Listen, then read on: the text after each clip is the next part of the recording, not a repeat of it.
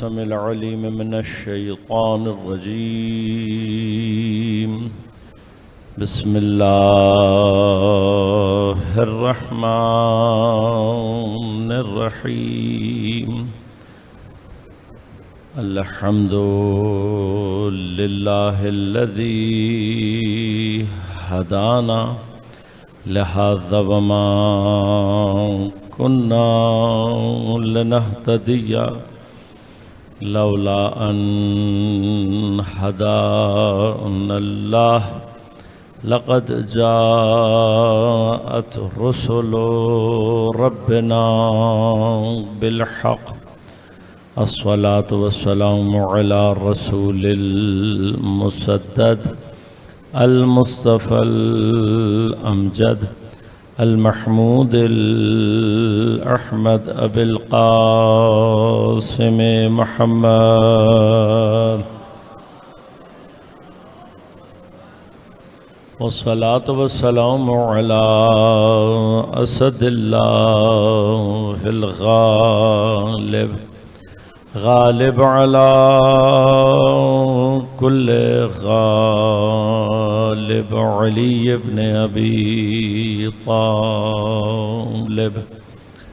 والصلاة والسلام على سيدة المعصومة المظلومة طاهرة البتول بضعة الرسول فاطمة الزهراء سيدة نساء العالمين.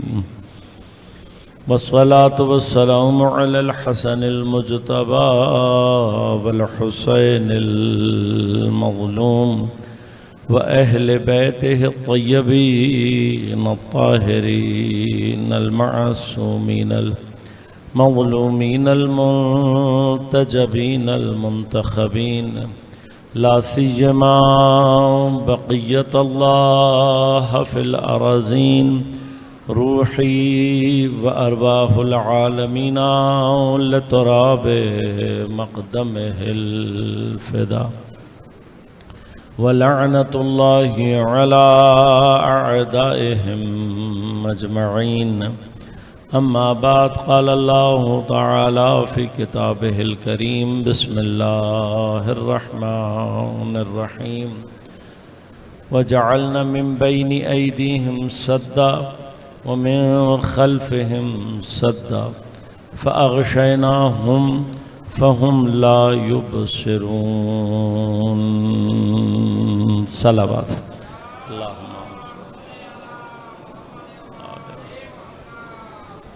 مومنین کرام، سامعین محترم، عزیزان گرام قدر، عزاداران سید مظلوم مشہدائے کربلا، اس سال کے عاشورہ محرم میں غیبت امام زمان عجل اللہ تعالی فرجہ الشریف اور کربلا کے عنوان سے ہماری گفتگو کا سلسلہ آج اپنی آخری منزل میں داخل ہو رہا ہے۔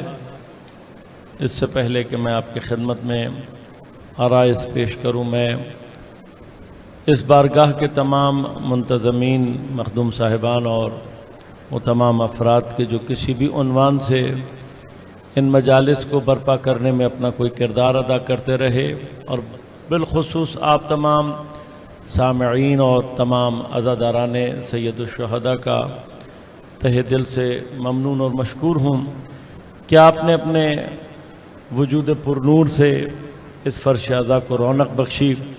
پروردگار عالم اس خاندان کے تمام افراد، اس بارگاہ کے تمام منتظمین، تمام وہ افراد جو کسی بھی عنوان سے اس سلسلے کو برپا کرنے میں اپنا کوئی کردار ادا کرتے رہے، اور آپ تمام عزاداران کی توفیقات میں پروردگار عالم اضافہ فرمائے، اور اس فرش کی برکت سے آپ کی تمام پریشانیوں کو دور فرمائے۔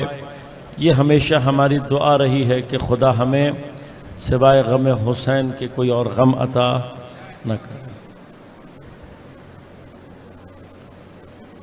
آپ کی خدمت میں عنوان کے حوالے سے گفتگو کے لیے سورہ مبارکہ یاسین کی 9 نمبر آیت کو سرنامہ کلام کے طور پر انتخاب کیا۔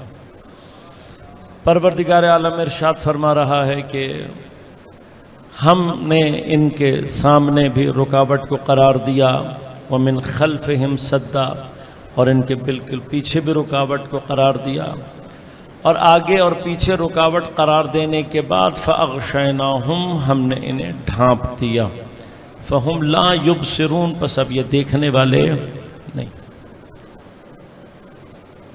پروردگار عالم نے جن افراد کا یہاں تذکرہ فرمایا ہے، یقیناً پروردگار نے انہیں نابینا اور اندھا نہیں کیا۔ بصیرت کا سلب ہو جانا یعنی انسان کے سامنے حقائق ہوں اسے پھر بھی دکھائی نہ دے، یہ اس وقت کنڈیشن پیش آتی ہے، اور اللہ تبارک و تعالی اس کو اور زیادہ شدید کر دیتا ہے کہ جب انسان کسی بھی وجہ سے، کسی بھی نوع کے تعصبات کی وجہ سے، کسی بھی اور اٹیچمنٹ کی وجہ سے، کسی بھی چیز سے اپنے تعلق کی وجہ سے حقیقتوں کو دیکھنے اور سمجھنے سے انکار کر دے۔ ہمارے پاس اس کے بہت سارے یعنی آسانی کے ساتھ ہمیں ایسے سارے سلسلے اپنے معاشرے میں دکھائی دیتے ہیں۔ عزاداری سید الشہداء 1400 سال سے ایک ایسی حقیقت اور اس کے حوالے سے روایات، قرآنی استدلالات سب کچھ پیش کرنے کے باوجود بھی ایک بہت بڑی تعداد ہے جو آج کے اس انفارمیشن ٹیکنالوجی کے دور میں، سوشل میڈیا کے دور میں، جب انفارمیشن اب آپ کی ہتھیلی کے اوپر ہے، بجائے اس کے کہ تھوڑی سی ٹیکنالوجی کو استعمال کر کے بندہ جھوٹ اور فریب کی دیواروں کو توڑ کر ذرا سی محنت کرے۔ ایک زمانے میں تحقیق کرنا یقیناً مشکل تھا، افراد کے لیے کتابوں تک، انفارمیشن تک پہنچنا مشکل تھا۔ آج انفارمیشن ٹیکنالوجی نے بہت آسان کر دیا ہے کام۔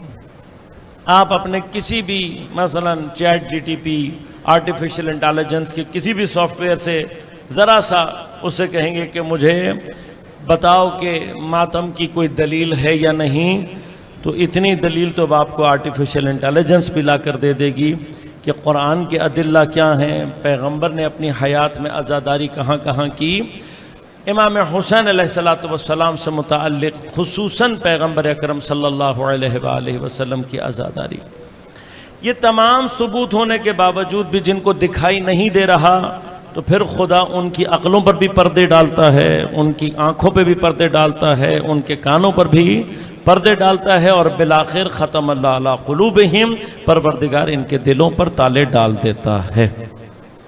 ایسے حقائق دیکھنے کے بعد، اتنا سب کچھ دیکھنے کے بعد بھی اگر کوئی ہوش میں نہیں آ رہا، تو پھر پروردگار عالم قرآن کریم میں ارشاد فرماتا ہے کہ اللہ تبارک و تعالی ان کی گمراہی کو بڑھا دیتا ہے۔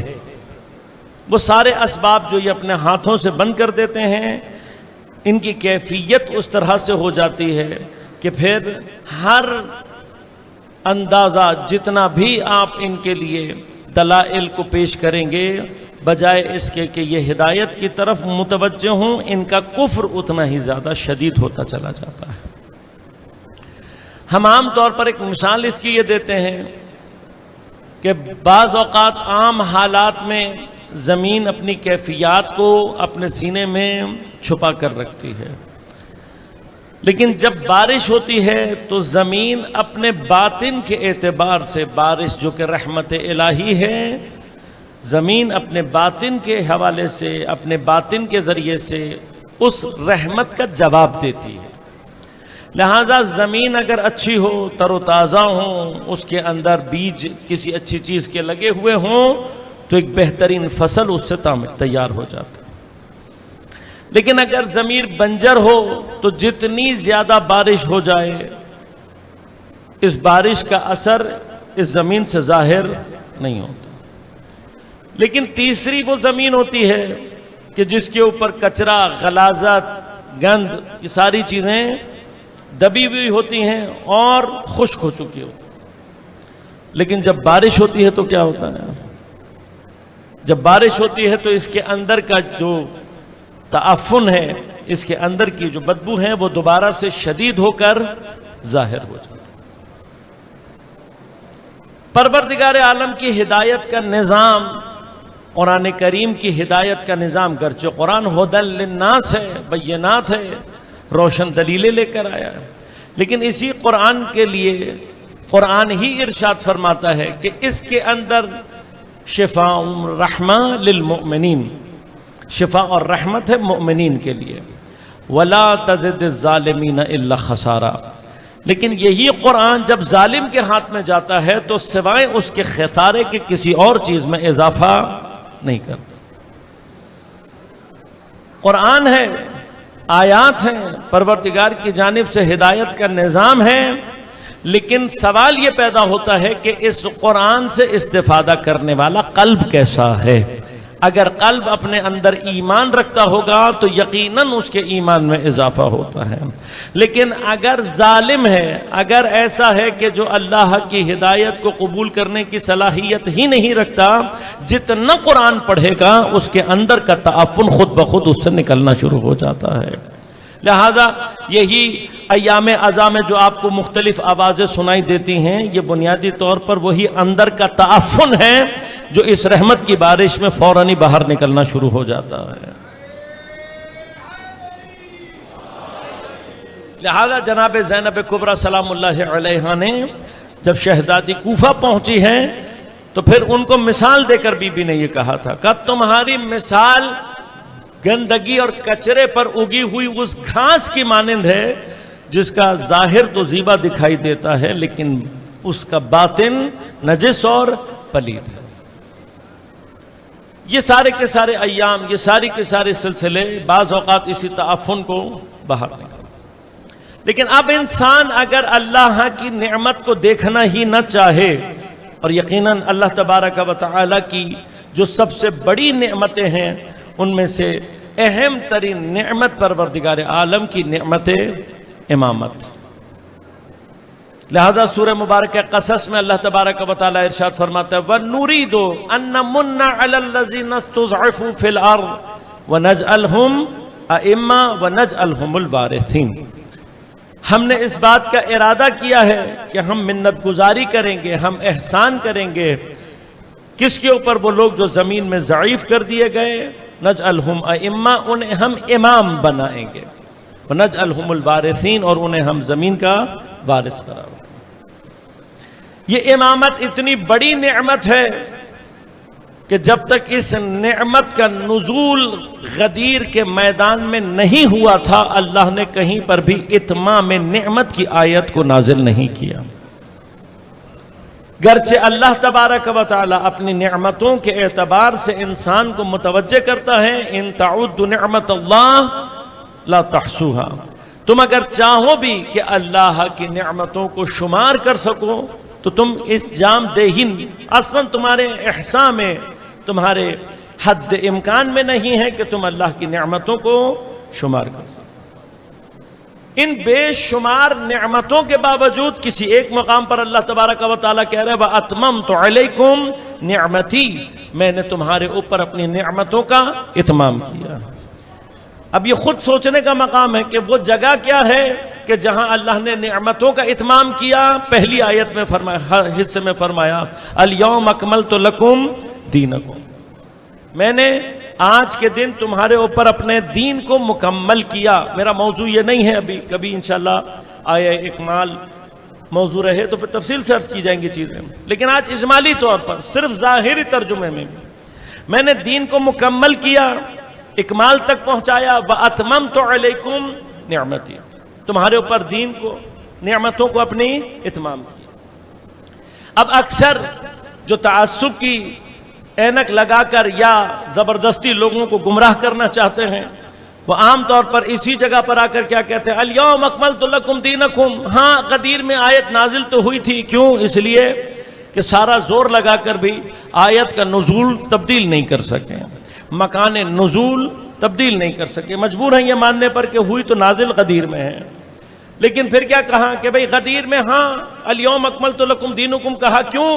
اس لیے کہ کچھ مسائل باقی رہ گئے تھے، حج سے واپسی پر پیغمبر نے وہ مسائل بیان کر دیے، تو اب چونکہ مسائل پورے ہو گئے تو اللہ نے کہا الیوم اکملت لکم دینکم۔ لیکن اللہ تبارک و تعالیٰ نے بھی ایسا انتظام کیا ہوا ہے کہ حق چھپتا نہیں ہے اور باطل کو راستہ نہیں ملتا، لہذا اسی آیت میں، اسی مرحلے میں ایک جملہ پہلے بھی اللہ تبارک و تعالیٰ نے ارشاد فرمایا، اور وہ کیا ہے؟ فرمایا الیوم یئس الذین کفروا من دینکم۔ اس سے ایک سٹیپ پہلے اللہ نے کیا فرمایا؟ فرمایا کہ یہ جو آج کا دن ہے، یہ بعد میں کہا دین مکمل کیا، نعمت کو تمام کیا، پہلے کیا کہا؟ کہا آج کا دن ایسا ہے یئس الذین کفروا من دینکم، کہ آج جتنے بھی کفار ہیں وہ دین مبین اسلام سے مایوس ہو گئے۔ اب یہ ان کا مایوس ہونا کیا معنی رکھتا ہے؟ کفار مایوس ہو گئے کس بات سے؟ یقیناً کفار یہ چاہتے تھے کہ اسلام کے نظام کو، دین مبین اسلام کو ختم کر دیں، اس میں انحراف پیدا کر کے اس کو نابود کر دیں، اس کے قرآن میں، اس کے احکامات میں، شریعت میں تبدیلی کر دیں۔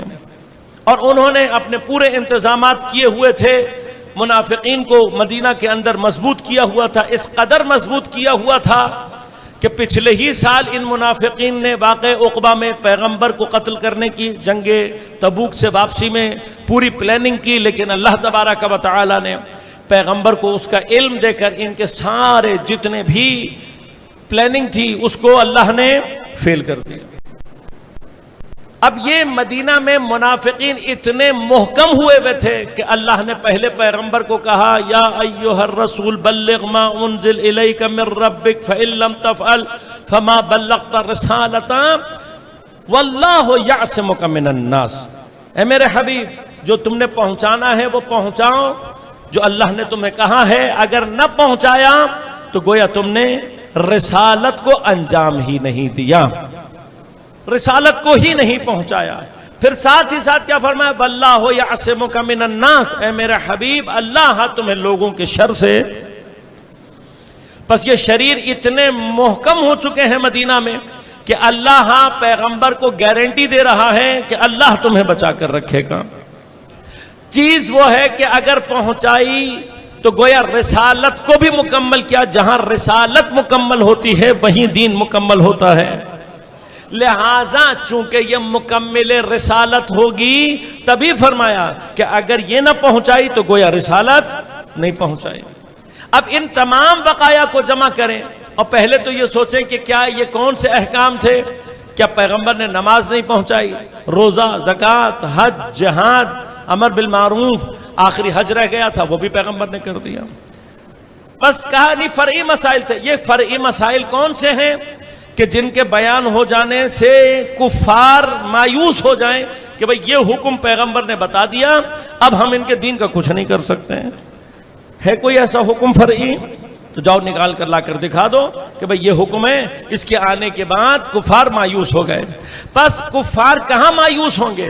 کفار وہاں مایوس ہوں گے جہاں کفار کو یہ پتہ لگ جائے کہ ہم جو دین میں انحراف پیدا کرنے کی آرزو دل میں لیے ہوئے ہیں، ہم جو قرآن کو تبدیل کرنے کی آرزو دل میں لیے ہوئے ہیں، ہم جو اسلام کو ختم کرنے کی آرزو دل میں لیے ہوئے ہیں، آج پیغمبر کوئی ایسی چیز بتا کر جا رہا ہے کہ اب ہم جتنا مرضی زور لگا لیں اللہ کا دین باقی رہنے والا ہے۔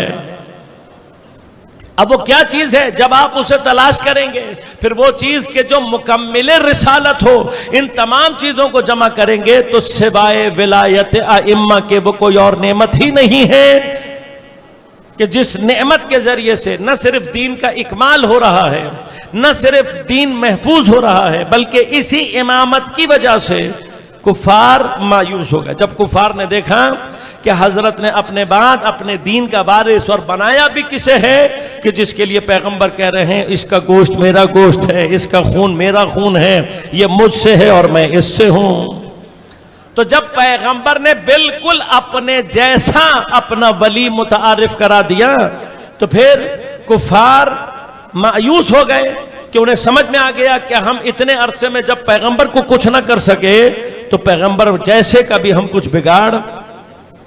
یہ بہت آسان سی بات، اب یہ جو پیغمبر جیسا غدیر میں اعلان ہو گیا، یہ امامت کی ابتدا ہے، نعمت امامت کی ابتدا حضرت امیر سے، اور یہ وہ ولایت کبریٰ ہے، یہ وہ آیت کبریٰ ہے کہ جسے اللہ نے معراج میں پیغمبر کے حوالے کیا، یہ وہ آیت عظمی اور نعمت عظمی ہے کہ جب یہ نعمت نازل ہوئی ہے، اس نعمت کے نازل ہونے پر اللہ فرماتا ہے اتممت علیکم نعمت۔ لیکن اب اللہ تبارک و تعالیٰ کا قرآن میں ہی اصول یہ ہے، اور یہ ایک ایسا اصول ہے کہ جسے انسان اپنی عام زندگی میں بھی تجربہ کرتا ہے۔ خدا فرماتا ہے ان شکرتم لازیدنکم، اگر تم میری نعمتوں کا شکر کرو گے میں زیادہ کر دوں گا، لیکن اگر ان کفرتم فإن عذابی لشدید، یہ یاد رکھو، اگر تم نے میری نعمت کا کفران کیا تو پھر میرا عذاب شدید۔ بس اللہ کا اصول یہ ہے جسے ہم عام طور پر اپنی زندگیوں میں بھی تجربہ بھی کرتے ہیں کہ اگر کوئی اللہ کی نعمت کا شکر ادا کرے، اللہ اس نعمت کو بڑھا دیتا ہے۔ اور یہ یاد رکھیے گا، کسی بھی نعمت کو بڑھانا ہے تو اللہ کا یہ ایسا اصول ہے کہ جس سے اللہ خلاف نہیں کرنا۔ تجربہ کر کے آپ دیکھ لیں، نعمت دولت اللہ نے جمع کرنے کے لیے نہیں دی ہے، نعمت دولت اس لیے دی ہے کہ تمہاری دولت میں دوسروں کا حق ہے۔ فی اموالہم حق معلوم للسائل والمحروم، جو اللہ نے آپ کو دولت آپ کی ضرورت سے زیادہ دی ہے اس میں سائل اور محروم کا حق رکھا ہے۔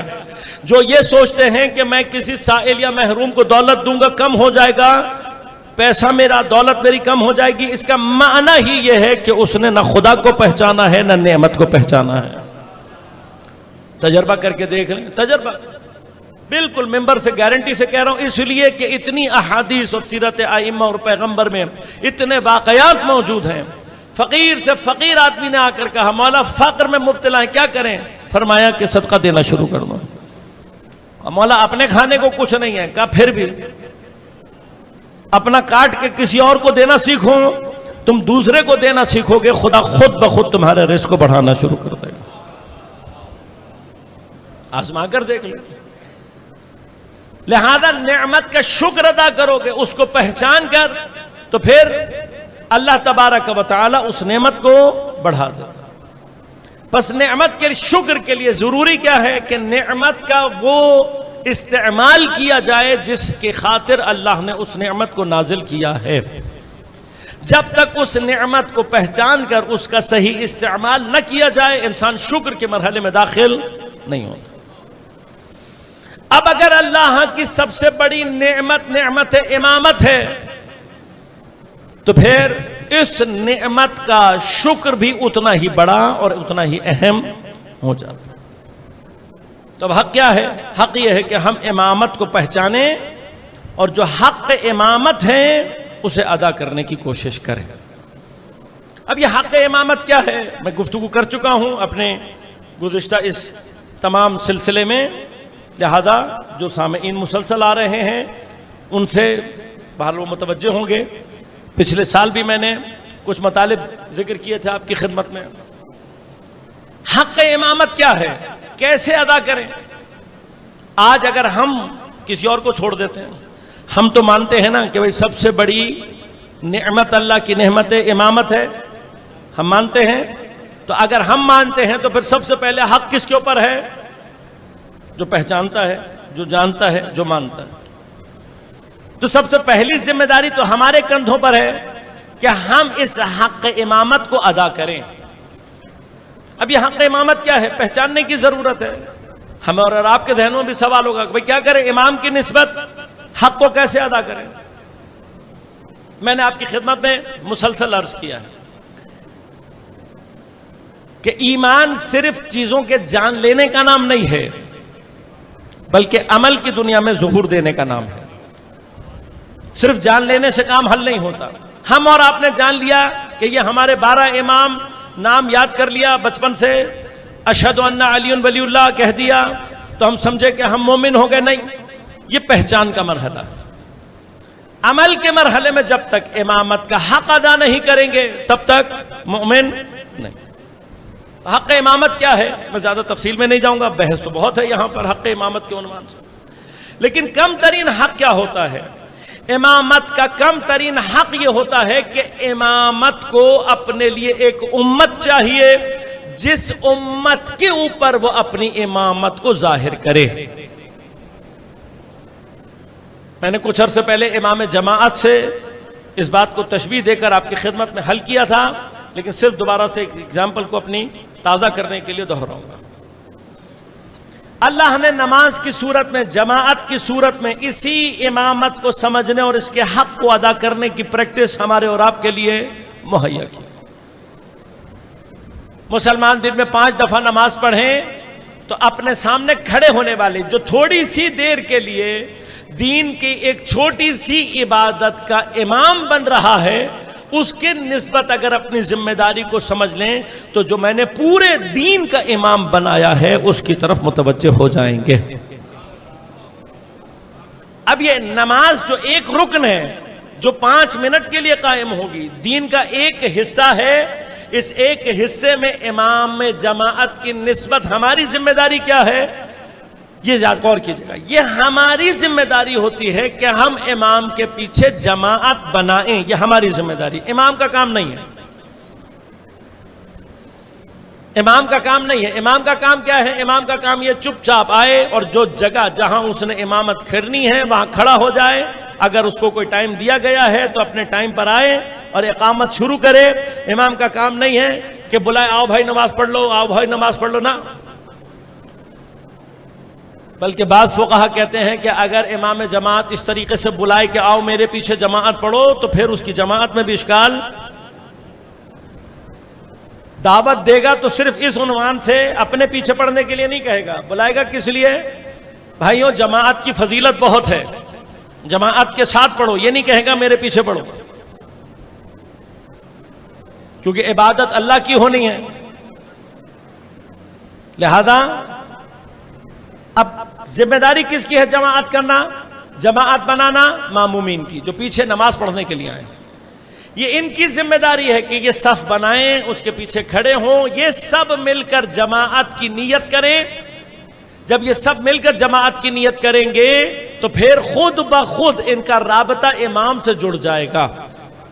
اب جب رابطہ جڑے گا تو کیا ہوگا؟ اس جماعت کی نیت کی ذمہ داری یہ بنتی ہے کہ جب تک امام رکوع میں نہ جائے یہ رکوع میں نہیں جا سکتے، امام سجدے میں نہ جائے یہ سجدے میں نہیں جا سکتا، اور اگر کوئی آگے نکلنے کی کوشش کرے گا، جان بوجھ کر امام سے پہلے رکوع میں جائے، امام سے پہلے سجدے میں جائے، وہی جماعت سے باہر ہو جاتا ہے۔ لہذا اب یہ ذمہ داری جیسے نماز جماعت میں مامومین کی ذمہ داری ہے کہ جماعت کو وہ قائم کریں، اسی طرح سے امام کے مقابلے پر یہ ذمہ داری ہماری ہے کہ ہم امام کے لیے آپس میں وہ امت بنیں کہ جس امت کے اوپر آ کر امام اپنی امامت کو جاری کرے۔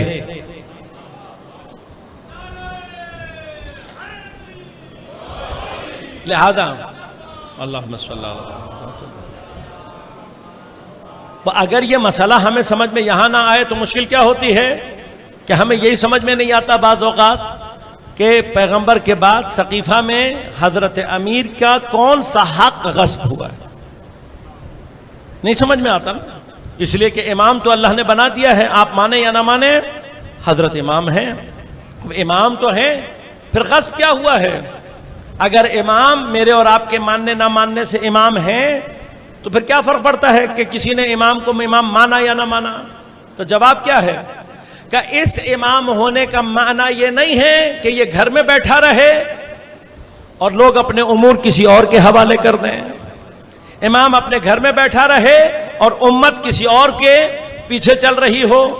بس یہ حق جو امام کا غصب ہوا وہ کیا ہے کہ یہ حق امت کی گردن پر تھا کہ حضرت امیر کے علاوہ کسی اور کے پیچھے نہ چلے۔ اب غور کرنا، لیکن چونکہ یہ نعمت کبریٰ الہیہ ہے، اس سے بڑی نعمت اللہ نے زمین پر نازل نہیں کی ہے پیغمبر کے بعد، لہذا اس نعمت کا حق بھی زیادہ تھا، اور جب اس دور کے لوگوں نے اس کا حق ادا نہ کیا تو پھر اللہ کی طرف سے عذاب بھی سخت نازل ہوا۔ اب عذاب کیا ہے جو نازل ہوا؟ بعض عذاب ہم سمجھتے ہیں جب تک پتھر نہیں پڑیں گے تب تک عذاب نہیں ہوتا. نا عزیزوں، عذاب صرف اللہ کے اس صورت میں نہیں ہوتے. عذاب کا ایک طریقہ یہ بھی ہے، اللہ کسی قوم کو جب عذاب دیتا ہے، بعض اوقات کسی قوم کے عذاب کو بڑھانے کے لیے اللہ ان سے توفیقات کو سلب کر لیتا ہے. اور جب توفیقات سلب ہوتی ہیں تو چاہے دنیاوی طور پر آپ کو چیزیں زیادہ نظر آ رہی ہوتی ہیں، وہ قوم کسی قابل نہیں رہتی. لہذا اللہ نے نعمت کبرائے الہیہ کے انکار کے نتیجے میں جو توفیق سلب کی، علماء اور اساتید فرماتے ہیں اللہ کا عذاب اس صورت میں نازل ہوا کہ جب سقیفہ میں اس حق کو ادا نہ کیا گیا اور اس نعمت کے مقابلے پر کفران کیا گیا، اللہ نے ایک حجاب ظلمانی اس امت کے اوپر طاری کر دی. اب یہ حجاب ظلمانی کیا ہے؟ یہ حجاب ظلمانی یہ ہے کہ ہمیں ایک مدت تک یہ سمجھ میں ہی نہیں آیا کہ امامت کا معنی کیا ہے. ہمیں یہ سمجھ میں ہی، ہم اس خلافت کا نظام جو سقیفہ میں بنایا گیا اور امامت کے نظام میں فرق کرنے کی توفیق ہم سے سلب ہو.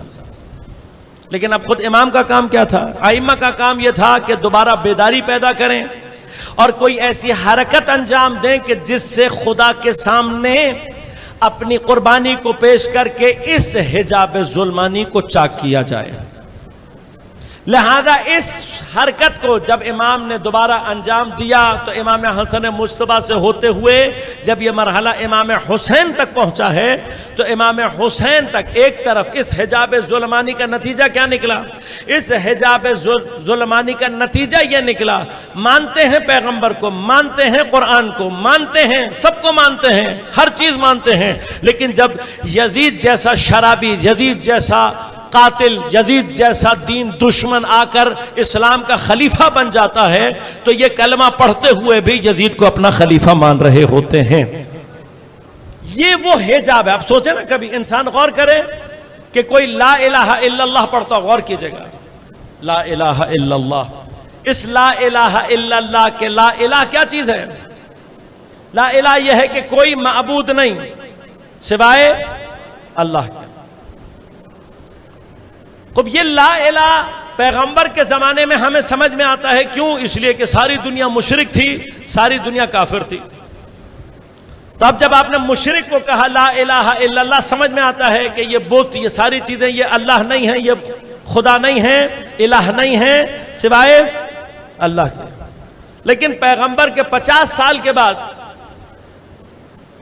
جب ساری کی ساری دنیا، عرب سارے کا سارا مسلمان ہو چکا ہے، کوئی بت نہیں ہے، سب بچے جو گھر میں پیدا ہو رہے ہیں وہ مسلمان گھروں میں پیدا ہو رہے ہیں، کوئی مشرک نہیں ہے، تو پھر ہمارے لیے لا الہ کا کیا معنی ہے؟ ہم تو مشرک نہیں ہیں، ہمارے لیے لا الہ کا کیا معنی ہے؟ ہمارے اس لا الہ کا معنی وہ ہے جسے قرآن نے بیان کیا ایمان کی اسی شرط کے ساتھ جسے آپ آیت الکرسی میں پڑھتے ہیں، وَمَن يَكْفُرْ بِالطَّاغُوتِ وَيُؤْمِن بِاللَّهِ، جس نے طاغوت کا انکار کیا اور اللہ پر ایمان لایا. بس ایک لا الہ وہ تھا کہ جو بت کے مقابلے میں تھا جب لوگ مشرک تھے، لیکن اب اس لا الہ کی تفسیر کیا ہے؟ فَمَن يَكْفُرْ بِالطَّاغُوتِ، جو اپنے زمانے کے طاغوت کا، جو اپنے زمانے کے دین دشمن ظالم حاکم کا انکار کرے گا، وَيُؤْمِن بِاللَّهِ، وہی وہ ہوگا جو ایمان لانے والا ہوگا اللہ پر.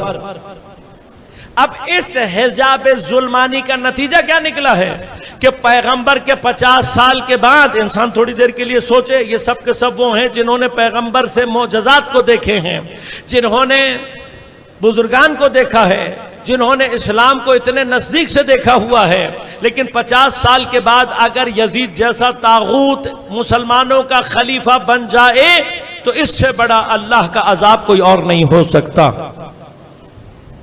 لہذا یہ جو سید علی حجویری نے کہا کہ حقا کے بنا الہ الہ است حسین، اس کا معنی کیا ہے؟ انہوں نے نہیں کہا لا الہ الا اللہ، الا نہیں کہا، الا اللہ نہیں کہا، کس کی بنا کہا ہے؟ کہا بنا لا الہ است حسین. کیوں؟ جب تک لا الہ حاصل نہیں ہوتا الا اللہ کی منزل پر پہنچتا ہی نہیں ہے انسان۔ امام نے یزید کا مقابلہ کر کے لہٰذا پہلے مصرے میں کیا کہا؟ سرداد نہ داد دست در دست یزید۔ امام نے اپنا سر دے دیا لیکن یزید جیسے طاغوت کے ہاتھ میں ہاتھ نہیں دیا، یعنی کیا؟ اپنے زمانے کے اس طاغوت کا انکار کر کے حسین نے لا الہ کی وہ بنیاد رکھی ہے۔ اب یہ وہ پہلی بنیاد تھی۔ کربلا کا سب سے بڑا کمال کیا ہے؟ کربلا کا سب سے بڑا کمال یہ ہے کہ یہ جو خلافت کا ظلمانی حجاب بن گیا تھا، جس ظلمت کا نتیجہ یزید جیسے طاغوت کی صورت میں ظاہر ہوا، امام نے اسی طاغوت کا انکار کر کے پہلی مرتبہ یہ کام کیا کہ کسی بھی شکل میں، کسی بھی نام میں اگر طاغوت ہو، جب تک تم اس کا انکار نہیں کرو گے تب تک اسلام کے دائرے میں داخل نہیں ہو سکتے۔ لہذا اب تب سے لے کر کربلا آج تک کیا کر رہی ہے؟ کربلا کا سب سے بڑا پیغام یہ ہے کہ طاغوت کسی شکل کسی نام سے ہو، اگر تم حسینی ہو تو تمہیں طاغوت کا انکار کرنا ہے۔ لہٰذا ہم یہ کہتے ہیں کہ یہ فرقے جو بعد میں بنائے گئے، یہ جو شکلیں بعد میں بنائی گئی ہیں، یہ خود ظالمین کا کام ہے تاکہ حسینیوں کے درمیان میں اختلاف پیدا کیا جائے، ورنہ کربلا کے بعد سے صرف دو فرقے رہ گئے ہیں، یا حسینی پایا جاتا ہے یا یزیدی پایا جاتا ہے۔ حسینی کی پہچان صرف یہ ہے کہ جو اپنے زمانے کے طاغوت کو پہچان کر حسین سے انقلاب کا درس لے کر اس طاغوت کے سامنے قیام کرنا سیکھ لیتا ہے، خود بخود اپنے زمانے کا حسینی بن جاتا ہے۔ اور جو طاغوت کے سامنے چپ رہے، ظالم کے سامنے چپ رہے، وہ جتنا مرضی قرآن پڑھ لے وہ کبھی بھی ایمان کے مراحل میں داخل نہیں ہو سکتا۔ بس حق امامت کیا ہے؟ حق امامت یہ ہے آج بھی۔ کیوں امام غیبت میں گئے؟ جب امام حسین نے یہ تحریک چلائی تو وہاں پر اسی نظام کی وجہ سے، غور کیجئے گا، جس نظام کا نتیجہ یزید ہو تو وہاں طاغوت بھی مستحکم ہو جاتا۔ تو اب ایسا ہے، اس پہلے حجاب کا نتیجہ، پہلے حجاب کا نتیجہ کیا ہے؟ یزید۔ تو اتنے آرام سے ختم ہو جاتا نہیں۔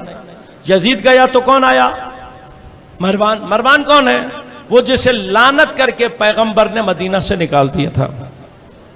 تعجب کی بات ہے، واقعاً تعجب کی بات۔ حتیٰ کتب اہل سنت میں اس کے اوپر لعنت کی روایات اتنی مستند ہیں کہ کوئی ان روایات کو جھٹلا نہیں سکتا۔ تعجب ہوتا ہے، روایات سامنے لکھتے ہیں، رکھتے ہیں، اور پھر کہتے ہیں ہو سکتا ہے پیغمبر نے کسی مصلحت کی وجہ سے ایسا، لا حول ولا قوت۔ پیغمبر، اچھا اگر پیغمبر نے کسی مصلحت کی وجہ سے لعنت کر کے نکالا ہے تو جو پیغمبر کی مصلحت کو توڑ کر اسے واپس لے کر آ کر اپنا خلیفہ بنا دے، پیغمبر کی جو بھی مصلحت ہو، تمہیں کس نے حق دیا؟ خدا تو یہ کہہ رہا ہے کہ پیغمبر مصلحتوں سے کام نہیں لیتا، یہ جو کرتا ہے وہ ہماری وحی ہوتی ہے۔ پیغمبر کے بارے میں خدا کہہ رہا ہے جو دے وہ لے لو، جس سے منع کر دے وہ چھوڑ دو۔ تو ہم اسی لیے تو ہمارے مذہب میں صرف دو ہی القابات پائے جاتے ہیں، یا علیہ السلام یا لعنت اللہ علیہ۔ جسے پیغمبر نے لے لیا وہ علیہ السلام بن جاتا ہے، جسے پیغمبر لعنت کر کے نکال دیں وہ لعنت اللہ علیہ بن جاتا ہے۔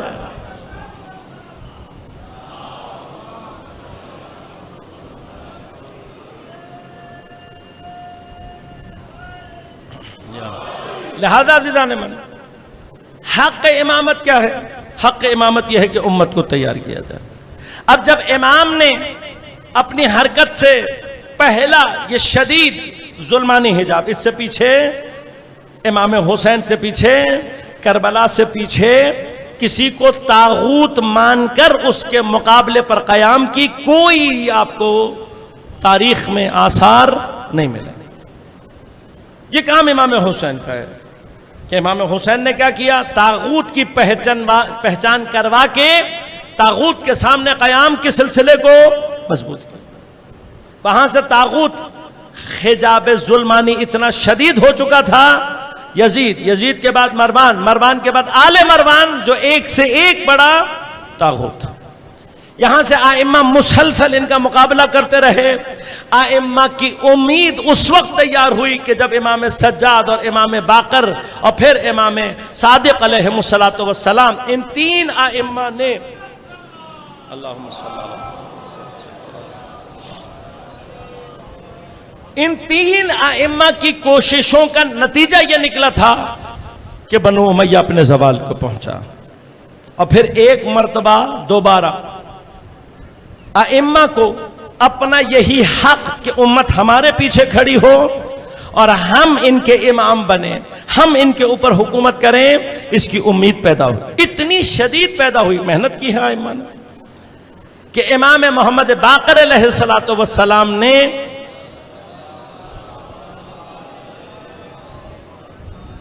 اسی امید پر، اسی حالات کو دیکھتے ہوئے اپنے دور میں جس کو سب سے زیادہ قائم آل محمد کے نام سے یاد کروایا وہ امام جعفر صادق علیہ السلام.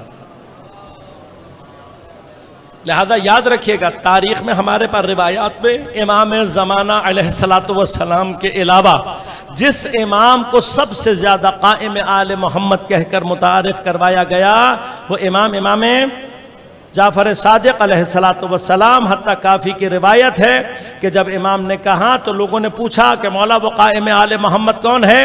امام نے باقاعدہ حضرت کے کندھے پر ہاتھ رکھ کر کہا ہاذا واللہ قائم من آل محمد. خدا کی قسم، یہ ہاتھ لگا کر خدا کی قسم یہی قائم آل محمد. لہذا غور کیجئے گا، وہ جتنی بھی روایات کہ جو خاص طور پر امام باقر اور امام صادق علیہ السلام سے ملتی ہیں کہ جس نے ہمارے قائم کے علاوہ قیام کیا وہ قیام باطل ہے، وہ آخری امام کے لیے نہیں ہے، وہ چھٹے امام کے لیے. اب اس کی وجہ کیا تھی؟ وجہ یہ تھی، ایک حجاب ظلمانی آیا کب؟ حضرت امیر کے دور. دوسرا حجاب کب آیا؟ جب امام صادق کے دور میں اپنے ہی لوگوں نے امام کے سمجھانے کے باوجود بنو عباس کا دھوکہ کھایا اور بنو عباس نے الرضا من آل محمد کا نعرہ لگا کر، نام نہیں لیتے تھے، کیا کہتے تھے؟ الرضا من آل محمد، آل محمد کا نام لے کر لوگوں کو بے وقوف بنایا. اور بعض ہمارے بے بصیرت اور جذباتی افراد ان سے ملے، نتیجہ کیا نکلا کہ وہ ساری محنت جو کربلا کے بعد سے لے کر ائمہ نے کی تھی خود بخود بنو عباس کی گود میں چلی گئی. بنو عباس کے بعد امام صادق نے پھر اسی طرح سے جیسے امیر المؤمنین نے دوبارہ کوشش شروع کی تھی، امام نے دوبارہ کوشش شروع کی. امام کی کوشش چلتے چلتے آئی ہے امام رضا علیہ السلام تک، اور امام رضا علیہ السلام کے دور میں بنو عباس کا ویسا ہی طاغوت جیسا یزید بنو امیہ میں ہے مأمون، اور جس طرح سے اس نے امام کو مدینہ سے بلا کر اپنے پاس نظر بند کیا اور پھر حضرت معصومہ سلام اللہ علیہا کو شہید کروایا، اور پھر امام رضا کو جس طریقے سے شہید کرایا، اور جس طریقے سے اس نے لوگوں کو دوبارہ بے وقوف بنا کر کہ میں امام کو اپنا ولی عہد بنا رہا ہوں، تو کیا ہوا؟ ایک بہت بڑی تعداد وہ تھی کہ جو سمجھی کہ بس ولی عہد کا مطلب کیا ہوا کہ اس کے بعد امام خلافت کے منصب پر آ جائیں گے، ہماری محنتیں وصول ہو جائیں گی. وہ ساری کی ساری محنت جو امام جعفر صادق نے دوبارہ شروع کی تھی، جس کی وجہ سے امام موسیٰ کاظم کو ایک بہت بڑا زندگی کا حصہ زندان میں گزارنا پڑا، وہ ساری کی ساری محنت ضائع ہوئی. کیوں ضائع ہوئی؟ کیا یہی خلافت، یہ ولی عہدی یہی خلافت ہے جو امام کو چاہیے؟ نہ. یہ کون سی خلافت ہے؟ یہ وہ خلافت ہے جو سقیفہ میں تیار ہوئی ہے. یہ وہ خلافت ہے جس میں لوگ ہی بناتے ہیں پھر لوگ ہی خلیفہ کو قتل کر دیتے ہیں.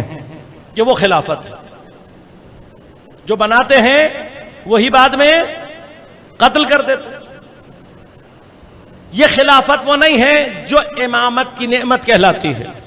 ہم جس امامت کے قائل ہیں، میں نے اتنے دن آپ سے بحث کی، وہ ایک مقام ہے جو مقام رسول اللہ صلی اللہ علیہ وآلہ وسلم کے پاس بھی ہے.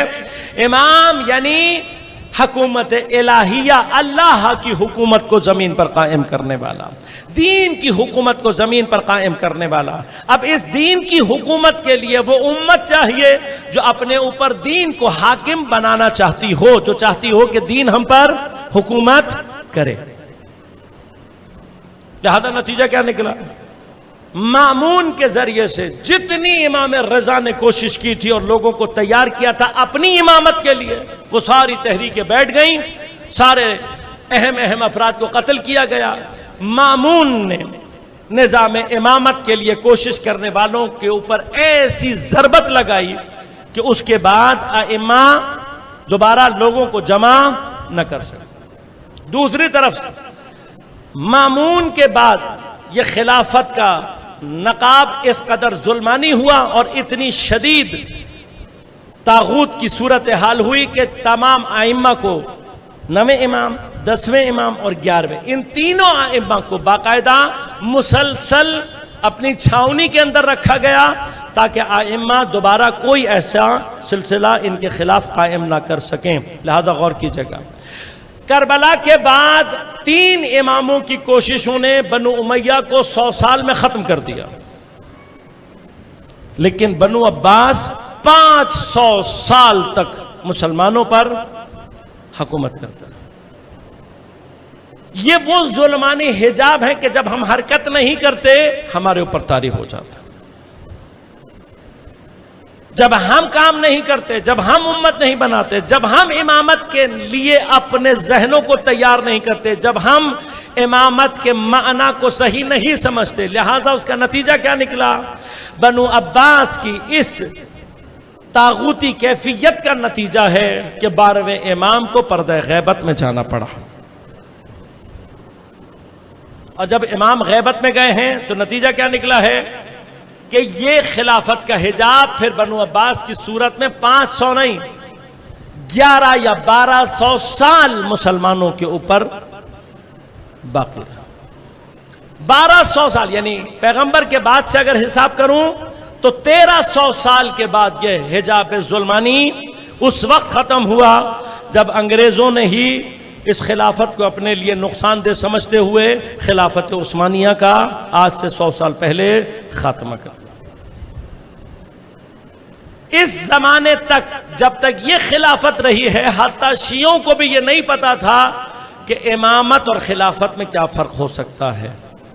لیکن جب یہ خلافت ختم ہوئی تو پھر پہلی مرتبہ سمجھ میں آیا کہ نہیں، یہ جو سقیفہ کا خلافت کا نظام تھا یہ اسلام کا نظام نہیں ہو سکتا، کیونکہ اگر اسلام کا نظام ہوتا تو یہ نہیں ہو سکتا کہ کبھی کوئی زمانہ آئے کہ پورا نظام ہی ختم ہو جائے.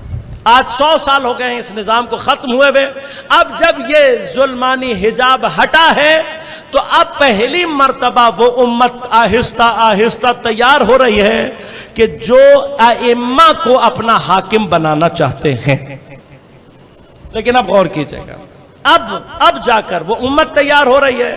اب کربلا، اب عزاداری سید الشہداء، اب لوگوں کے ذہنوں میں جن طاغوت کے مقابلے پر لوگوں کو کھڑا کر رہی ہے تو خود بخود ضرورت ایجاد ہو رہی ہے کہ اب وہ الہی نمائندہ آئے اور آ کر ہمارے اوپر حکومت کرے. اس ظلمانی حجاب کے چھوٹنے کا نتیجہ کیا؟ آپ غور کیجئے گا. بہت سو نے اس کے بعد بھی امت کی رہبریت کا دعویٰ کیا. ہر عرب ملک سے ایک دعوے دار اٹھتا ہے اور وہ ثابت کرنے کی کوشش کرتا ہے کہ میں ہوں مسلمانوں کا حقیقی رہبر. ہر کوئی آتا ہے کہتا ہے میں ہوں حقیقی رہبر، وہ کہتا ہے میں ہوں حقیقی رہبر، وہ کہتا ہے ہمارے پیچھے امت چلنی چاہیے. لیکن اب کیا ہوا؟ اللہ تبارک و تعالی نے غزہ اور فلسطین میں 2 سال سے جو کچھ ہو رہا ہے، جتنے منافقوں کے نقاب تھے ایک ایک کر کے الٹانا شروع کیے. 2 سال میں ایک ایک کر کے نقاب الٹنا شروع ہو گئے. آخر میں کون بچے؟ آخر میں صرف وہ بچے کہ جنہوں نے اب نظام کو کربلا سے لیا ہے. آخر میں وہ خود بخود ابھر کر سامنے آئے جن کا پورا نظام کربلا سے لیا ہوا نظام ہے۔ بس لوگوں نے دیکھا کہ اس 2 سال میں جتنے بھی جھوٹے نظاموں کے دعوے دار تھے، جنہوں نے بھی بڑے بڑے دعوے کیے ہوئے تھے امت اسلامی اور مسلمان ہونے کے، 2 سال کے اندر اندر سب کے نقاب اترنا شروع ہوئے، اور جنہوں کو یہ سارے مل کر اتنے سالوں سے کافر کہہ رہے تھے، اسرائیل کے یہودیوں کے مقابلے میں 1 ہفتے میں انہوں نے ثابت کر دیا آج بھی حیدر کے ماننے والے خیبر کے یہودیوں کے مقابلے پر کھڑے ہیں، اور آج بھی بھاگنے والے بھاگتے ہوئے نظر آ رہے ہیں۔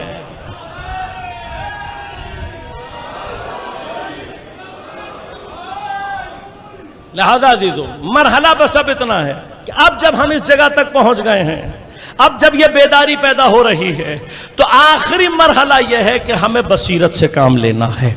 بس میں ایک مقام عرض کروں گا اور تیزی کے ساتھ کربلا اور غیبت کا آخری مرحلہ آپ کی خدمت میں تقدیم کروں گا۔ میں نہیں سمجھتا کہ میں نے واقعاً کوئی حق مطلب ادا کیا ہو، یقیناً میری کم علمی اور بے بضاعتی ہے، اور اس پورے عرصے میں یقیناً اگر میں مطالب کو اس طریقے سے بیان نہیں کر سکا تو یہ میری کم علمی اور بے بضاعتی ہے، اس کے لیے میں آپ سے معذرت چاہتا ہوں۔ میں نے اپنے طور پر کوشش کی کہ اس پورے 10 دنوں میں کربلا اور غیبت امام کے اس سلسلے کو آپ کی خدمت میں تقدیم کر سکوں، یہ بیداری پیدا کر سکوں کہ اب ہمیں امامت کی نسبت اپنی فکر کو تبدیل کرنا ہے۔ اور اگر آج کی میں گفتگو آپ تک پہنچا سکا ہوں، ہم اس جگہ بیٹھے ہیں جہاں کربلا کی پیاس 1400 سال کے بعد بھی آج ہمیں محسوس ہوتی ہے۔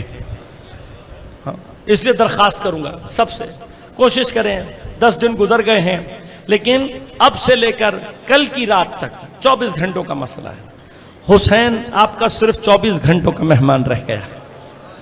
کوشش کریں تھوڑا سا اس گرمی میں ہی اس ساری کیفیت کے اندر اس پیاس کی کیفیت کو اپنے، یہ جو پیاس آپ امام حسین کے لیے برداشت کریں گے، یہ آپ کے اوپر معرفت کے وہ دروازے کھولے گی جس کا ہم سوچ بھی نہیں سکتے۔ میرے الفاظ آپ کو وہاں نہیں پہنچا سکتے جتنی آپ کی کربلا سے یہ عقیدت آپ کو پہنچا سکتی ہے۔ یہ پیاس برداشت کرو، اپنے بچوں کو برداشت کراؤ۔ جب تمہارے بچے تھوڑی دیر بعد تم سے بلک بلک کر پانی مانگیں تو حسین کے بچوں کو یاد کرنا۔ یہ پیاس ہے جو معرفت کے دروازے کھولے گی، یہ بھوک ہے جو معرفت کے دروازے کھولتی ہے۔ لہٰذا تھوڑی سی توجہ امام حسین کی طرف، اور یہ سوچو اگر ہم کربلا میں ہوتے ہم کیا کرتے، امام کی نسبت ہمیں کیا کرنا چاہیے تھا۔ بس اس منزل پر لایا ہوں، حق امامت پہچاننا، یہ کہ ہم اپنے زمانے کے امام کو اپنا حقیقی حاکم سمجھیں۔ کیا کرنا؟ کچھ نہیں کرنا عزیزوں، کچھ نہیں۔ کم از کم بھی جو ہم کر سکتے ہیں وہ یہ کہ اپنے زمانے کے امام کو، جیسے کسی سیاسی لیڈر کے لیے کوشش کی جاتی ہے نا، جب آپ کسی سیاسی پارٹی سے مثلاً اپنے آپ کو جوڑ لیتے ہیں تو اس کا جھنڈا لگاتے ہیں، ہاں اس کے لیڈر کی تصویر لگاتے ہیں، اس کے لیڈر نے اگر کچھ کہا ہو تو وہ الفاظ، ہاں اگر فرض کرے کوئی رکشا چلانے والا ہے، کیا کرتا ہے؟ اپنے اس لیڈر کی تصویر لگاتا ہے، اور دکاندار تصویر لگاتا ہے، پھر جہاں موقع ملتا ہے اپنے اس لیڈر کے بارے میں بتاتا ہے، کہتا ہے یہ ہے جو ہمیں نجات دے گا۔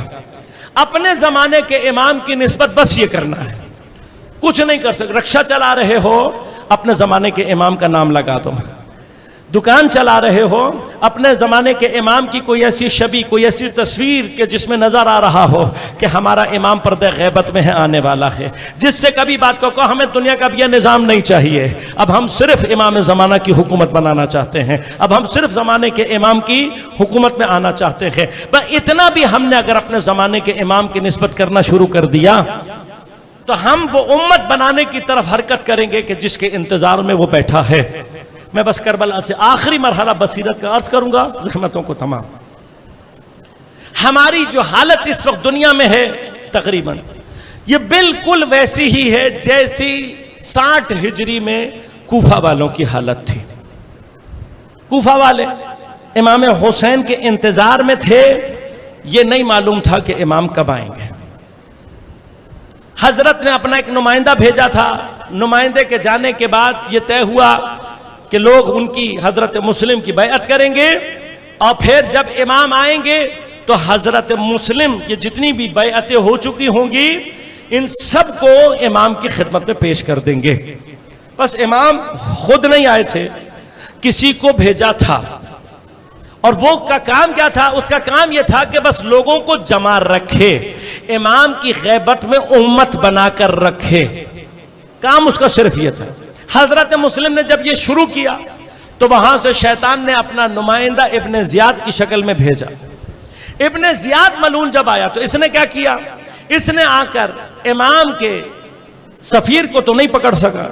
دیکھا آپ نے کتنی تصویر مل رہی ہے کہ ابن زیاد کوفہ آ کر حسین کے نمائندے کو قتل کرنا چاہ رہا تھا، لیکن حضرت مسلم اس کے قابو نہیں آ رہے تھے۔ بہت کوشش کی لیکن حضرت مسلم کو ڈھونڈ نہیں سکا۔ جب حضرت مسلم کو نہیں ڈھونڈ سکا تو اس نے امام کے خواص کو قتل کرنا شروع کیا، اہم لوگوں کو قتل کرنا، جناب ہانی کو، جناب شریک ابن عابر کو، ایسے حضرت میثم کو اٹھا کر جیل میں ڈال دیا، جناب مختار کو جیل میں ڈال دیا، اہم لوگوں کو قتل کرنا شروع کیا۔ جب اہم لوگ قتل ہو رہے تھے تو حضرت مسلم نے کیا سوچا؟ انہوں نے کہا یہ خواص قتل ہو گئے اور امام حسین آئے تو پھر خواص کے بغیر امام کچھ کر نہیں سکے، لہذا انہوں نے کہا اب خواص کو بچانے کے لیے ضروری یہ ہے کہ امام سے پہلے ہی قیام کرو اور حکومت کو اپنے ہاتھ میں لے لو۔ جب حکومت اپنے ہاتھ میں لے لیں گے تو ہم ان خواص کو بھی بچا لیں گے، نظام بھی ہمارے پاس ہوگا، جب امام آئیں گے تو بنی بنائی حکومت ہم امام کے حوالے کر دیں گے۔ جب حضرت مسلم نے قیام کا ارادہ کیا تو پھر شیعہ جتنے بڑے عمائدین تھے ان سب کو جمع کیا اور ان کو کہا میں نے ایسے میرے خیال میں قیام کرنا چاہیے، ورنہ ایسا نہ ہو کہ ابن زیاد امام سے آنے سے پہلے سارے اہم لوگوں کو قتل کر دیں، پھر امام کے آنے کا کوئی فائدہ نہیں ہو۔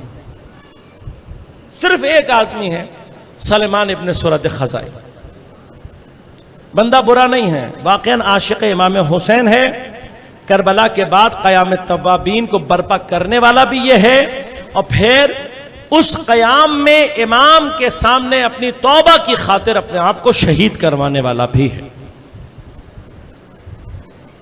عام آدمی نہیں ہے، واقعاً محب ہے، واقعاً محب ہے، لیکن فکر میں تھوڑا سا مسئلہ ہے۔ وہ مسئلہ کیا تھا کہ بھئی امام آ تو رہے ہیں، جب امام آئیں گے نا تب ہم کریں گے، جو کہو گے ہم کریں گے، ابھی امام کو آنے دو، ابھی کچھ مت کرو، امام آ جائیں گے، ابھی کچھ ہی دن میں تو آ رہے ہیں، امام آئیں گے جو تم کہو گے۔ کون ہے؟ بعد میں اپنے آپ کو شہید کرانے والا، یہی بندہ بعد میں قیام کرنے والا ہے، لیکن اس وقت کیا کہہ رہا ہے؟ اس وقت کہہ رہا ہے کہ امام آئیں گے تو دیکھیں گے، ہم اس وقت کریں گے۔ جب انہوں نے ساتھ نہ دیا تو کیا ہوا؟ ابن زیاد کو جیسے ہی پتہ لگا کہ شیعوں میں بعض ایسے بیٹھے ہوئے ہیں جو امام کے لیے ابھی قیام نہیں کرنا چاہتے، گھر بیٹھ کر امام کا انتظار کرنا چاہتے ہیں، حضرت مسلم کو اس نے شہید کر دیا۔ بس عزیزوں، جیسے کوفہ کے حالات تھے ایسے ہی میرے اور آپ کے حالات۔ ہمیں نہیں پتا کہ ہمارے زمانے کا حسین کب پہنچے گا، لیکن ہمارے زمانے کے امام کے آنے سے پہلے یہ دونوں فکریں آپ کو زمانے میں ملیں گی۔ وہ فکر بھی ملے گی جو آپ کو یہ کہے گی کہ آؤ ابھی سے حرکت کریں، آؤ ابھی سے امام کا لشکر تیار کریں، آؤ ابھی سے امام کے لیے حکومت تلاش بنائیں کہ جب امام آئیں گے ہم یہ پورے کا پورا لشکر، یہ پوری کی پوری حکومت امام کے حوالے کر دیں گے۔ اور وہ فکر بھی ملے گی آپ کو جو آپ کو یہ کہے گی نہیں انشاءاللہ امام آ جائیں گے، قیام نہ کرو، جب امام آئیں گے ہم جان قربان کریں گے۔ میں پھر کہہ رہا ہوں یہ ہوتے محب ہی ہیں، ہمیں ان کی محبت میں، ان کے ایمان میں کوئی شک نہیں ہے، لیکن کربلا سے کم از کم اتنا درس تو لے لو کہ اگر آنے والے حسین کے لیے آمادگی نہ کرو، صرف گھر میں بیٹھے رہ جاؤ، قیام کرنے والوں کا ساتھ نہ دو، مسلم تنہا رہ جاتا ہے۔ اور جب مسلم قتل ہو جائے تو پھر حسین کوفے کا ارادہ ترک کر کے کربلا آباد کرنے کے لیے چلے جاتے۔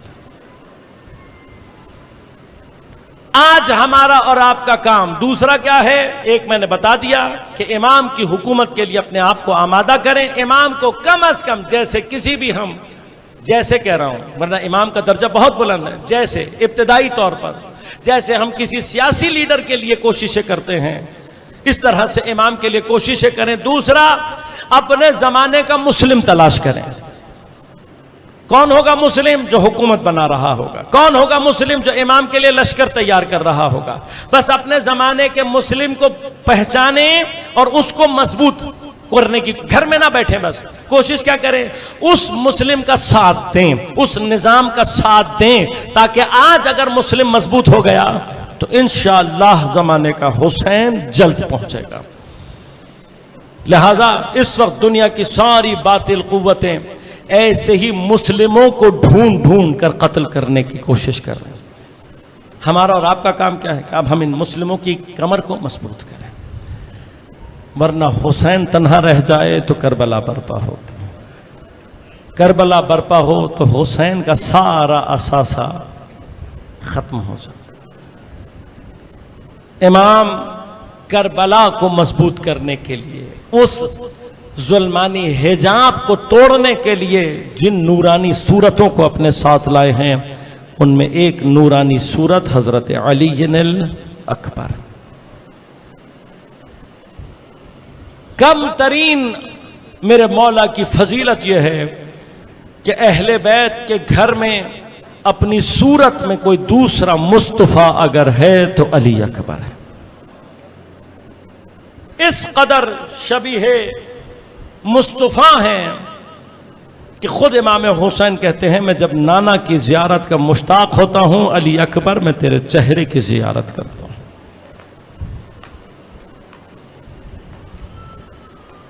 واحد شہید ہے جس کو میدان میں بھیجتے ہوئے امام نے خدا کو اپنا گواہ بنا کر کہا، پروردگار تو گواہ رہنا، اب میں جسے بھیج رہا ہوں وہ اپنی صورت میں، اپنی سیرت میں، اپنے نطق میں شبیہ مصطفیٰ. مقاتل کہتے ہیں جب انصار ختم ہو گئے اور صرف بنی ہاشم رہ گئے تو پہلا شہید جو امام نے میدان میں بھیجا ہے وہ جناب علی الاکبر. جناب علی اکبر کا امتیاز یہ ہے کہ یہ شہید، اس نے اپنی شجاعت کو کربلا میں رقم ایسے کیا ہے کہ ایک مرتبہ قلب لشکر پہ حملہ کر کے میرا مولا واپس آیا ہے. یہ بات شاید الفاظ میں کہہ دینا آسان ہے، عمل کی صورت میں بہت مشکل ہے. لیکن یہ امتیاز حضرت علی الاکبر کو حاصل ہے کہ قلب لشکر پر حملہ کیا، پورے لشکر کے قلب کو توڑا اور میرا مولا واپس آیا. واپس آ کر جناب علی اکبر نے کیا کہا؟ 3 دن کی پیاس تو ابھی ہے، بابا کے ساتھ ساتھیوں کے لاشیں اٹھا کر لا رہے ہیں وہ الگ ہے، یہ حملہ کر کے آئے ہیں، آ کر کہتے ہیں بابا یہ جو میں نے زرہ پہنی ہوئی ہے، یہ جو لوہا پہنا ہوا ہے، اس کی گرمی علی اکبر کے کلیجے کو کاٹ رہی ہے. بابا اس کی گرمی سے، ملتان کی گرمی میں کبھی باہر کچھ دیر کے لیے کوئی سٹیل کا گلاس یا سٹیل کی پلیٹ دھوپ میں رکھنا اور کچھ دیر کے بعد اٹھا کر دیکھنا کتنی گرم ہو جاتے ہیں. علی اکبر نے جو زرہ پہنی ہوئی ہے وہ دھوپ میں ایسے ہی تپ رہی تھی جس نے شہزادے کی پیاس کو اور زیادہ شدید کر دیا. آ کر کہتے ہیں بابا حاضل حدید، یہ لوہا مجھے مار ڈال رہا. بابا اگر 2 گھوٹ پانی مل جائے. علی اکبر جنگ کا نقشہ بدل دے. خدا کسی باپ کو دن نہ دکھائے جوان بیٹا پانی مانگے اور باپ کے پاس پلانے کو پانی موجود. امام حسین نے کہا علی اکبر ایسا کرو، اپنی زبان کو میرے دہن میں رکھو، ہو سکتا ہے کہ میرے دہن سے کوئی تری تمہیں محسوس ہو جائے. علی اکبر نے اپنی زبان کو رکھا حضرت کے دہن مبارک میں. ایک مرتبہ تڑپ کر ہٹے، رو کر کہتے بابا آپ کا دہن تو علی اکبر سے بھی زیادہ خشک ہے. شاید اس طرح سے حسین تاریخ میں اپنی پیاس کو رقم کرنا چاہتے تھے. بس جب علی اکبر نے دیکھا بابا تو مجھ سے بھی زیادہ پیاسے ہیں، پلٹ کر اسی پیاس کی کیفیت میں حضرت نے دوسرا حملہ کیا. اتنا پیاسا ہو کر بھی جناب علی اکبر کا دوسرا حملہ اتنا شدید تھا کہ حضرت دشمن کی صفوں کو توڑتے ہوئے پشت لشکر تک پہنچ گئے تھے. علی اکبر نے جو کربلا میں شہادت رقم کی ہے، تاریخ یہ کہتی ہے کہ واقعاً اگر شہزادے نے پانی پیا ہوا ہوتا اور اگر حضرت کو دھوکے سے قتل نہیں کیا جاتا، اکیلا حسین کا بیٹا لشکر بھگانے کے لیے کافی تھا. لہذا شمر نے چیخ کر کہا یہ حسین کا بیٹا، عباس کا شاگرد، علی کا پوتا ہے. ارے یہ تو نام میں بھی علی ہے، اس کا کچھ انتظام کرو. حسین بن نمیر وہ ملعون ہے، کہتا ہے میں دھوکے سے اس کو قتل کروں گا. بس دھوکے کا انتظام یہ کیا گیا. شہزادہ لڑتے ہوئے بہت دور جا چکا تھا. کچھ لوگ دوڑتے ہوئے آئے اور آ کر کہا علی اکبر تم یہاں جنگ کر رہے ہو، وہاں خیموں پر حملہ ہو گیا ہے. بس علی کا پوتا علی کی طرح غیور ہے، حسین کا غیور اور غیرت مند بیٹا ہے. لڑتے لڑتے ایک مرتبہ سوچا ایک نگاہ خیموں پر ڈال لو. بس اس کام کے لیے حضرت نے اپنے رکابوں پر اپنے پیروں کا وزن دیا، اپنے آپ کو گھوڑے پر بلند کیا تاکہ ایک نگاہ خیمے پر ڈال سکے. یہ ملعون حسین بن نمیر اسی انتظار میں بیٹھا ہوا تھا. بس جیسے ہی حضرت نے اپنے آپ کو بلند کیا، اس نے نیزہ مارا. راوی کہتے ہیں جگر کے مقام پر نیزہ لگا. اتنی زور سے اس ملعون نے نیزہ مارا تھا کہ نیزے کی انی جگر میں لگ کر ٹوٹ گئی. انی کا ٹوٹنا تھا، حضرت کا خون فوارے کی طرح سے بہنا شروع ہوا. ارے 3 دن کی پیاس الگ ہے، 2 حملے الگ کر چکا ہے، اب جو خون بہنا شروع ہوا حضرت کے ہاتھ میں کمزوری آتی گئی. ایک وقت وہ آیا جب حضرت کے ہاتھ سے تلوار چھوٹ گئی. خود کو گھوڑے کی گردن میں ڈالا. گھوڑے سے کہتے ہیں مجھے میرے بابا کے پاس لے جا. میں کہوں گا جناب علی اکبر یہیں سے بابا کو آواز کیوں نہیں دے لیتے، شاید جواب یہی آئے. ارے صبح جب ہر بیٹے کی لاش پر جا رہا تھا، بابا نے ہاتھ پکڑ کے روک کے کہا تھا ہر جوان بیٹے کی لاش پر باپ کا جانا مناسب نہیں. ارے میرا بابا اتنی دور، میں نزدیک ہو جاؤں. بس عزیزو، تاریخ کہتی ہے جب آخری صف سے چلا ہے گھوڑا حضرت کا، جہاں جہاں سے گزرتا تھا یہ ملعون اپنی تلواروں سے حضرت کی پشت پر ضربتیں لگاتے تھے. شیخ مفید نے ارشاد میں لکھا فَقَطَّعُوا بِسُيُوفِهِمْ إِرْبًا إِرْبًا، انہوں نے اپنی تلواروں سے حضرت کے بدن کے ٹکڑے ٹکڑے کر دیے. آج جہاں مقام علی اکبر ہے، یہاں آ کر علی اکبر گھوڑے سے گرے، بابا کو آواز دی علیک بنی السلام. ارے اس آواز کا آنا تھا. حسین رو کر کہتے ہیں علی الدنیا بعدک العفا علی اکبر. اے علی اکبر تیرے بعد حسین کی دنیا اندھیر ہو.